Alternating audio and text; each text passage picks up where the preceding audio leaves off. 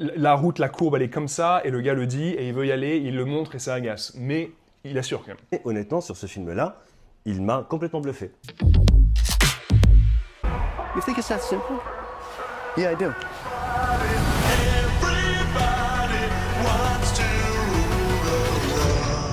Marty Supreme, le nouveau film de Josh Safdie, la moitié des frères Safdie. Oui, la bonne moitié de faire ça dit.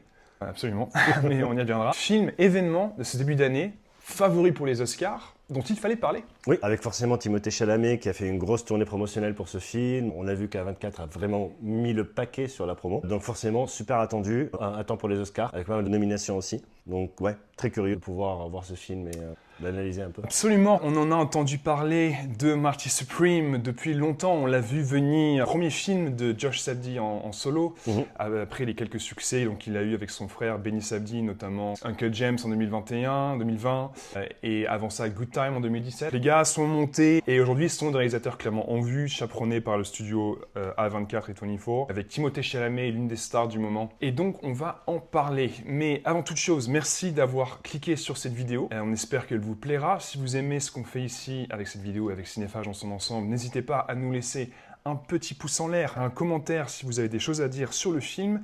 Et si vous voulez nous soutenir, n'hésitez pas à vous abonner. On sort une vidéo en général une fois par semaine, voire des fois un peu plus. Donc, Marty Supreme, on va vous donner un peu de contexte autour de la sortie, ensuite une petite critique sans spoiler avec un avis général. Et dans une deuxième partie, pour ceux qui auraient déjà vu le film ou qui ne seraient pas dérangés par les spoilers, une partie avec spoiler. Ayant dit ça, donc on a déjà un peu parlé de l'événement qui est Marty Supreme, A24, Chalamet qui aujourd'hui est une star, une méga star, je sais pas, peut-être qu'il manque encore quelques succès au box-office, même si Marty Supreme marche bien en ce moment. Oui, c'est vrai, Marty Supreme marche bien. Après, Chalamet au box-office, c'est surtout Dune qui l'a vraiment révélé au grand public. C'est vrai qu'il est sur une trajectoire un peu à la DiCaprio. C'est vrai. Où il alterne un peu des films plus intimes, plus indépendants avec des gros blockbusters. Ouais. Donc il cale un peu son pas sur le pas de DiCaprio. Et là, pour le moment, ça lui réussit parce que là, on le voit dans ce film-là, ou dans les derniers films qu'il a sortis, on voit que vraiment, il est en train de prendre de l'envergure, de montrer qu'il peut jouer des rôles différents, etc. Sa carrière est très intéressante à suivre. Absolument, acteur extrêmement talentueux dont on reparlera bien sûr dans la critique du film.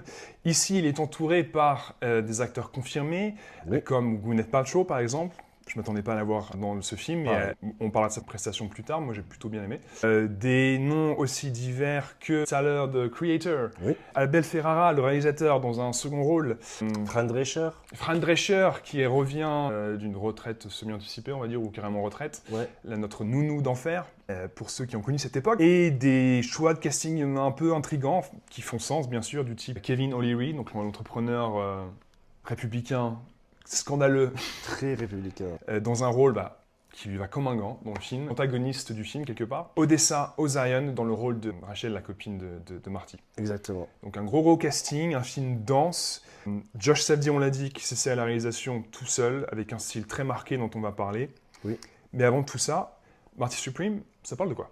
Marty Supreme, c'est inspiré d'une histoire vraie de ce joueur de tennis de table qui montait de façon fulgurante dans les années 50-60. Et ensuite, donc, au travers de sa vie, à certaines époques, où on voit vraiment une ascension fulgurante, une chute encore plus fulgurante. Il a la particularité d'être l'homme qui a gagné le tournoi national en étant le plus vieux dans l'histoire de son sport. Donc ça reste un film de sport, même si c'est un film de sport. Même si là, le sport est plus utilisé comme alibi pour une analyse plus fine de la condition humaine sous pression, sur la performance, etc. Mais c'est une histoire qui est super intéressante. On le suit dans New York des années 50 sur 2-3 décennies. On voit un peu le parcours de sa vie. Il commence en tant que, donc on le voit la première scène du film, il est dans un magasin de chaussures parce qu'il fait un peu ça pour gagner de l'argent. On parle de sa passion pour le ping-pong, on comprend très vite qu'il est extrêmement talentueux, donc il veut se dédier absolument à sa carrière de ping-pong, de tennis de table. Il sacrifie beaucoup de choses pour pouvoir vraiment vivre sa passion. Le personnage, on en parlera plus dans la partie critique, etc. Mais ça reste un anti-héros, avec ses travers, avec ses problèmes, avec ses démons. Le jeu, le fait de vouloir tout le temps être sur la corde raide, ne pas se laisser de marge d'erreur, etc. C'est une addiction en fait à la performance et ce film en parle très bien. Absolument, c'est un film effectivement donc long avec une histoire à multiples tiroirs. Des fois c'est des tiroirs au détour d'une scène, mais beaucoup de personnages. Le New York des années 50 en toile de fond. Mais c'est un film très dense qui parle de beaucoup de choses. On y reviendra. Mais d'abord, toi, si on passe un peu un avis, qu'est-ce que tu en as pensé de Marty Supreme? C'est un bon film, c'est un bon film. Enfin, sorti de son contexte, ça reste un très beau film de cinéma. C'est ultra bien réalisé. Après, si on connaît les frères Safdie, si on a vu un de leurs films, on les a tous vus en fait, d'un point de vue réalisation. Ah, ils ont un style. Le style est très prononcé, tu vois. On sait ce qu'on va avoir. Il n'y a pas de surprise là-dedans. Dans la mise en scène, dans le traitement des personnages, notamment des personnages féminins, on y reviendra. Je trouvais que c'était un film intéressant. Après, un film sur le ping-pong, moi j'ai pas vu un film sur le ping-pong depuis Forrest Gump personnellement. On le voit et on se dit, c'est un bon film de sport, mais en même temps il y a tellement de tics, ça m'a semblé tellement revu dans le style, il n'y avait rien de nouveau en fait. Chalamet, incroyable. D'ailleurs, je tiens à préciser, je ne suis pas du tout un fan de Timothée Chalamet, mais là, il m'a vraiment... Il est agaçant. C'est un peu on a parlé de Pierre Ninet récemment, Chalamet, c'est un peu le même genre de gars. Voilà, ouais. La route, la courbe, elle est comme ça, et le gars le dit, et il veut y aller, il le montre, et ça agace. Mais il assure quand même. Oui, il assure. Non, mais sans être fan de Chalamet, honnêtement, sur ce film-là, il m'a complètement bluffé. Incroyable. Il est d'une intensité de tous les instants. Après, je pense qu'il est quasiment dans tous les plans du film. C'est un rôle qui est très exigeant, physique, parce qu'il joue quand même pour de vrai au ping-pong, là. Incroyablement intense. Il m'a vraiment impressionné, là. On oublie que c'est Chalamet aussi. Moi, j'ai oui, oublié. C'est vrai. Moi, j'ai adoré le film, clairement. Pour moi, c'est un sérieux candidat au meilleur film de l'année, pour l'instant. Ah oui, tout à fait, tout à fait. Je suis arrivé dans la salle prêt à ne pas aimer ce film. Je suis un peu comme toi, Chalamet, il m'agace un peu aussi. Côté déjà... Il m'agace, bref. Il m'agace, je pense que je suis pas le seul. Il y a un côté agaçant. Et A24, la méga promo qu'on s'est bouffé depuis peut-être 2-3 mois. Alors, il a eu le Golden Globe sur un tremplin pour les Oscars et donc effectivement le parcours un peu DiCaprio, quand t'en as parlé. Donc voilà, j'étais prêt à ne pas aimer le film et effectivement, t'arrives, tu trouves ce personnage antipathique, il a une grande gueule, enfin j'enfonce des portes ouvertes, mais le gars est clairement, c'est un anti-héros, tu l'as très bien dit. Mais son personnage m'a vraiment, j'étais conquis en fait par ce gars parce que je trouve que c'est un personnage hyper complexe. Qui apprend, c'est quasiment une of age story un peu ce film, qui a un vrai arc narratif qui est, comment dire, il est remis un peu à sa place dans l'histoire du film quand même plusieurs fois. La réalité le rattrape. La réalité le rattrape, exactement. Et j'ai beaucoup aimé son parcours dans le film que je trouve super intéressant. Et Chalamet a une performance qui fait déjà oublier qu'il est Chalamet. Je connais pas le vrai Marty Raceman, on ne sait pas comment ce gars était, mais on peut en tout cas juger par le personnage qui en est inspiré donc, dans ce film. Et le personnage, déjà, il prend beaucoup de place, mais en bien, c'est-à-dire que j'ai envie de le suivre. Il m'a emporté dans ses déboires, dans tout ce qu'il essaye de faire. En tout cas, il m'a vraiment captivé. Et la mise en scène de Geoff Sadie y est aussi pour beaucoup. Il y a un rythme, il y a beaucoup de grandes scènes. C'est vrai. Encore une fois, moi, c'est mon leitmotiv un peu entre guillemets, c'est-à-dire que je juge la qualité d'un film au nombre de grandes scènes qu'il y a au cours du film, comme un album de musique. Ouais. Et je peux t'en citer 5 ou 6, là, des scènes au niveau direction d'acteur, au niveau mise en scène, etc., qui sont incroyables. La musique aussi, qui parfois un peu trop, un peu too much, entre guillemets. La BO composée qui est très, très pop, années 80, à base de synthé, en fait, quasiment exclusivement pendant tout le film. Donc qui est très présente, et puis après tu as les musiques pop à côté de ça, notamment Tears for Fears et d'autres. Donc c'est que la musique prend beaucoup de place, mais énormément de scènes inoubliables, un casting au niveau, tous au niveau. Gwyneth Paltrow qui livre une performance étonnante. Oui. Pas grand fan de Gwyneth Paltrow non plus, personnellement. Qui livre une bonne performance mature, tu vois. Genre, mature, ouais. Elle change de registre. Ouais, exactement. On sent qu'elle a mûri elle-même. Ouais. Et même son jeu a mûri, en fait. Ouais. On la redécouvre dans un nouveau registre qui n'était pas le sien avant. Donc. Exactement, clairement, comme tu l'as dit, je l'ai redécouverte. Donc voilà, moi j'ai été emporté par l'histoire. On n'est pas passé loin d'un classique ou d'un quasi-chef-d'œuvre pour moi. On n'est pas passé loin, on y est quand même, il y a un petit fossé. Notamment, c'est un peu long.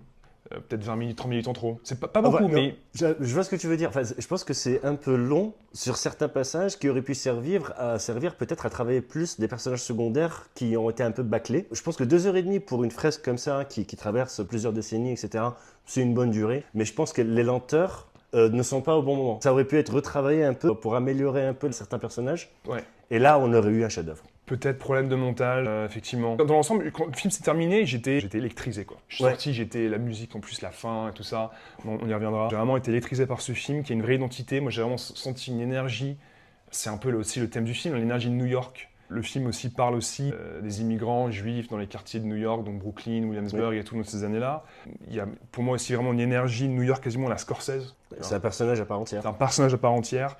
Les Safdie arrivent à donner vie, à montrer que la ville, en fait, dans leur film, New York a un personnage aussi. Ouais. C'est vrai que ça rappelle Scorsese. La ville et l'énergie qui est dans le film, le montage, le côté chapitrage avec les lieux qui apparaissent en gros, la musique a un style fort qui m'a happé. C'est très ciné années 70 ?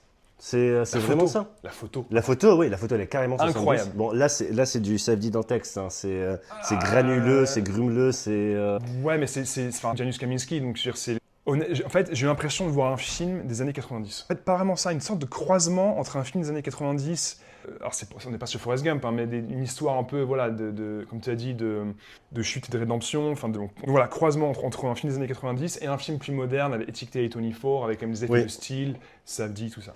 On n'est vraiment pas passé loin du très grand film pour moi, à quelques détails près. Vraiment super enthousiaste. Et donc, tu vas donner quoi comme note? Moi, je mets un bon gros 8 sur 10.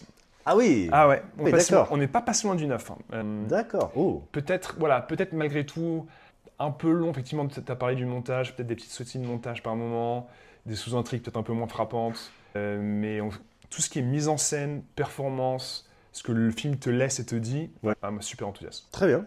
Légèrement moins enthousiaste que toi. C'est le côté vraiment, la patte Safdie qui est un peu trop lourde. T'es pas grand fan du style Ouais, bah en gros, Uncut James, c'était génial. Et le truc, c'est qu'après, il resservent un peu la même chose à chaque fois. Il cherche pas à se renouveler un peu. Enfin, n'est pas Scorsese ce qu'il veut, tu vois. Scorsese peut se permettre de faire la même chose parce qu'il va te sortir un film différent à chaque fois. Là, leurs films commencent un peu à se ressembler. Notamment, le deuxième Safdie qui a sorti The Smashing Machine il y a 6 mois. J'ai retrouvé pas mal de tics de réalisation entre les deux, en fait. Notamment sur les scènes de couple, les disputes du couple, etc. Le rôle de la femme, de la copine de Marty. Je retrouve un peu entre les deux des ponts. Et c'est un peu agaçant parce que je ne suis pas surpris quand je regarde le film. Donc ça reste un bon film. Quand tu regardes un Scorsese ou un Woody Allen ou un James Cameron ou un des films avec des grands auteurs, bon, tu sais à quoi t'attendre. Après, peut-être ceci que toi t'aimes moins. Ouais, le truc c'est que, attends, ça dit, c'est pas Cameron, c'est pas Scorsese, c'est pas... Ah, je prends Marty Supreme devant les derniers films de Cameron tous les jours. Ouais, bon, Cameron, oui, ok, peut-être. Ouais, Cameron. Non, pour moi, c'est un 6,5. Ça reste un bon film de cinéma. J'ai passé un bon moment. C'était divertissant. Les personnages étaient vraiment ultra attachants, certains d'entre eux, qui t'attrapent, certains sont aussi des énormes clichés sur pattes, mais au total, ça nous fait une cohésion dans le film qui nous fait passer un bon moment. C'est du tennis de table. Il arrive à rendre excitant des matchs de tennis de table. Les matchs sont sympas à regarder. Honnêtement, la mise en scène est plutôt sympa sur ces matchs. Donc, si c'est mis pour toi, un bon gros 8 pour moi. Dites-nous, vous aussi, si vous avez vu Marty Supreme ou si vous comptez aller le voir, ce que le film vous a laissé, ce qui vous intéresse ou qu'est-ce que vous en avez pensé. N'hésitez pas à nous dire ça en commentaire. Et pour ceux qui voudraient aller un peu plus dans les détails et approfondir plusieurs scènes et plusieurs moments du film, on va aller dans la partie spoiler. Moi, j'ai vraiment trouvé que le style servait le propos. C'est cette énergie, ce côté un peu effréné, un peu frénétique, mais qui m'a pas gonflé comme dans Uncut Gems. Je sais pas si c'est l'histoire qui m'avait pas vraiment intéressé, si ça m'avait pas autant interpellé. Là, on est pris dans cette course en avant de ce gars qui, comme tu l'as dit, qui a une obsession pour ses capacités, pour son sport, pour son ascension qu'il voit déjà toute tracée. Et donc pour moi, vraiment, la forme a été au service du fond. Parfois, la forme est un peu trop lourde, c'est vrai. Les gros trucs, les gros chapitres comme ça, avec la musique synthé hyper forte. C'est un peu anachronique parfois, mais ça a quand même une identité qui, je trouve, collait bien avec ce personnage. Et je trouve aussi servait bien le propos du film, l'énergie, le bordel de New York, en fait. Oui. L'expérience juive aussi, on en a parlé, il y a une ou deux scènes assez étonnantes. Notamment celle où alors c'est un adversaire devenu ami dans une scène au dîner quand il est à Londres, qui va raconter, c'est une scène où en fait il est à la fois avec cet ami ancien rescapé des camps et l'entrepreneur Rockwell joué par Kevin O'Leary. Marty fait son show et on en arrive à avoir ce moment où son ami en rescapé des camps va raconter une histoire où à un moment il s'est couvert de miel parce que quand il a trouvé une ruche quand il était en dehors des camps. Et il s'est badigeonné de miel pour aller aider, nourrir tous les autres prisonniers du camp. Donc scène absolument hyper surprenante, quasi un peu anachronique avec le reste du propos du film, mais qui en fait va un peu créer un peu du lien avec la détermination, la volonté et quasiment la rage de survivre que potentiellement ont de nombreux habitants de New York, immigrants dans ces années 50, certains sont venus des camps, ont raconté leur histoire à leurs enfants, et donc en gros, c'est un peu cette rage de vivre qu'on retrouve chez le personnage de Marty. C'est l'histoire de New York. New York au XXe siècle, après la guerre, les gens arrivaient, ils voulaient bouffer la grosse pomme directe, et ça se sent parce que tout le monde veut sa part du gâteau, et ils ont une rage d'y arriver qui est ultra impressionnante. Donc moi, c'est vraiment un thème qui m'a interpellé, l'expérience de ces familles juives immigrantes à New York avec l'énergie de la ville qui entoure. Je sais pas s'il y a d'autres thèmes de scènes ou thèmes qui t'ont interpellé, toi. Le thème qui m'a le plus interpellé, on t'en parlait tout à l'heure, c'est le côté, c'est l'arc, c'est l'évolution du personnage en fait. Marty, à la base, c'est quelqu'un qui est très talentueux, mais qui se met en danger tout seul en fait. Il cherche à se mettre en danger en permanence. Et au-delà de la success story, c'est aussi l'histoire de quelqu'un qui a des démons, qui est torturé, mais qui est prisonnier en fait de l'image qu'il s'est construite de lui-même. Un peu de ça, ouais. Et donc c'est une course vers l'avant. Il n'arrête pas de toujours aller dans le surenchère, de plus en plus en danger. Il devient père à un moment du film. C'est là où en gros il y a l'événement qui va un peu casser son élan et lui permettre un peu de se réveiller en fait. Mais j'ai trouvé ça intéressant parce que c'est pas tellement le sport. C'est pas tellement les démons, c'est juste la trajectoire d'un homme qui s'est convaincu qu'elle allait devenir une superstar, mais qui se met des bâtons dans les roues volontairement. Et j'ai trouvé cette dualité super intéressante parce que c'est pas la première fois qu'on le voit au ciné. Hein. On en voit tout le temps des anti-héros comme ça, mais là, la façon dont c'est présenté, on le voit se saboter lui-même. Et plus ça avance, plus on se dit mais limite on a pitié pour lui en fait. C'est ça en fait, et moi comme tu l'as dit, je trouve que l'arc est super intéressant parce qu'il commence, donc c'est un anti-héros, il est vraiment antipathique, il respecte personne, c'est moi, mon sport, c'est un escroc aussi, clairement, parce qu'il y a un moment où il va à bout portant tenir en joue un gars qui travaille donc dans le magasin de chaussures où il travaille pour lui demander de l'argent pour aller participer au tournoi à Londres, etc. Donc c'est vrai qu'il y a ce côté escroc clairement. Moi, il y a des moments en fait, là où il m'a un peu gagné, c'est déjà je trouve il reste quand même assez sympathique finalement. Parce que c'est un gamin en fait. Chalamet a 30 ans, mais je crois que je sais pas quel âge a le personnage dans le film, mais t'as l'impression qu'il a 20-21 ans, tu vois. Oui, c'est encore tout jeune. Il est jeune, donc il a un côté inexpérience, immaturité, il a cette énergie un peu qui croit qu'il va résister à la vie en fait, alors qu'il va se prendre un bon retour de bâton au fur et à mesure du film. Il y a 2-3 moments en fait qui m'ont vraiment fait encore plus adhérer et me fait me dire ce gars en fait, dans le fond, c'est un bon gars qui est juste un peu aveuglé par sa passion et son parcours, sa destinée. La scène de la salle de bain. Dans l'hôtel, quand il tombe, et qu'en fait, il vient de se faire escroquer pour la chambre, il tombe, il est à poil en serviette et tout, et il va aider le personnage joué par Abel Ferrara, si je ne me trompe pas, qui s'est cassé le bras, il va lui faire un garrot, il va l'aider, et en fait, à ce moment-là, quand il prend le temps de faire ça, alors qu'en fait, le gars, il n'a pas le temps, il faut qu'il s'entraîne, il est hyper vénère, il vient de se faire croquer la chambre, je me suis dit, en fait, c'est peut-être un personnage, dans le fond, un peu différent. De mon point de vue, c'était de la décence humaine, que le fait qu'il le fasse. Je l'ai beaucoup plus humanisé au moment où il a eu son enfant. Ouais, bien sûr. C'est le gros événement. Parce qu'on le sent complètement dépassé. Pour la première fois de sa vie, il est complètement dépassé. Et ça, je trouvais ça très humanisant. C'était impressionnant. Même son expression change. Sa façon de parler change. Il y a un avant et un après.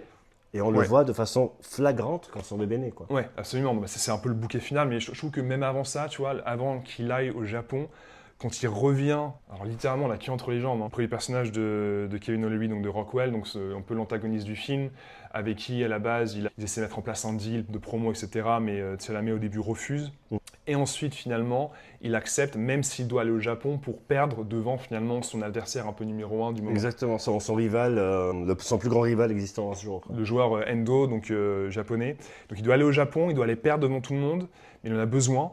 Et pour juste accéder à cette chance d'aller au Japon, perdre devant, dans cette opération de promo, devant toute la foule, il va se faire littéralement prendre une fessée à poil à la soirée de Rockwell, devant tous ses potes millionnaires, milliardaires, on ne sait pas trop.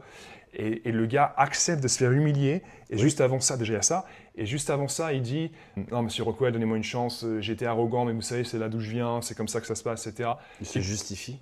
Il justifie, mais moi j'y crois. Tu vois, j'y crois à sa prise de conscience, j'y crois à sa prise de maturité, enfin sa maturité qui arrive un peu comme ça. Et donc c'est vraiment un moment fort qui du coup amène toute la fin du film, quoi. Ouais, tout à fait. Ça reste un bon film. Enfin, plus j'y pense, là, en parlant avec toi. Je trouvais ce film assez unique visuellement dans l'histoire. L'histoire, c'est ce côté un peu success story, même si au final il se casse la gueule sur la fin. Oui. Moi, la fin.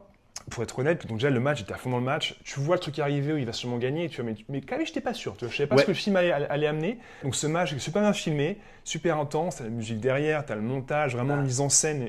C'est pas très safety de faire des happy endings en fait. Tu regardes un peu. En général, ça se finit toujours avec une prise de conscience qui vient un peu trop tard. Et le mal est fait.